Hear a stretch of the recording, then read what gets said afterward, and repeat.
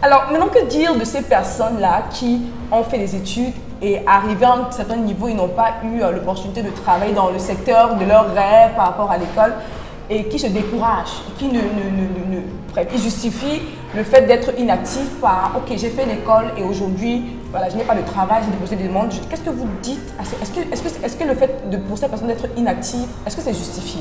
Est-ce qu'on peut leur justifier ça? En fait, ces personnes devraient donc se poser la question comment c'est possible de faire la maternelle, de faire l'école primaire, de faire le secondaire, d'aller à l'université, de faire 5 à 7 ans, voire plus, c'est-à-dire de faire près de 20 ans, 25 ans, 30 ans sur les bancs, pour après se dire comment ça s'explique que je ne trouve pas d'emploi. Ça veut dire qu'il y a un problème dans le système. Parce que comment on peut faire 20 ans à l'école et après ne pas trouver d'emploi? Ou alors se plaindre qu'il y a le chômage. Ça veut dire qu'il faut même remettre en question ce que vous appelez expertise scolaire. Parce que normalement, quelqu'un qui a une réelle expertise, avec une réelle consistance intellectuelle, devrait tout simplement se rendre compte que nous sommes dans un environnement qui pullule de problèmes dans tous les secteurs d'activité et identifier juste un secteur d'activité, y apporter sa solution avec son expertise et vendre cette solution à ceux qui ont ce problème.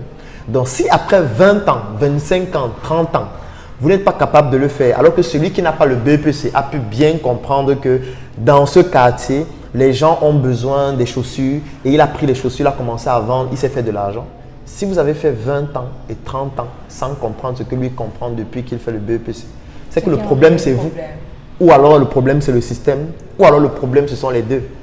Donc c'est pour ça qu'il faut remettre en question le système. Exact. Et c'est parce que je me suis inscrit dans cette démarche que j'ai compris que dans le système, il y a des éléments qui ne permettent pas de développer une certaine performance intrinsèque que nous avons tous de manière innée.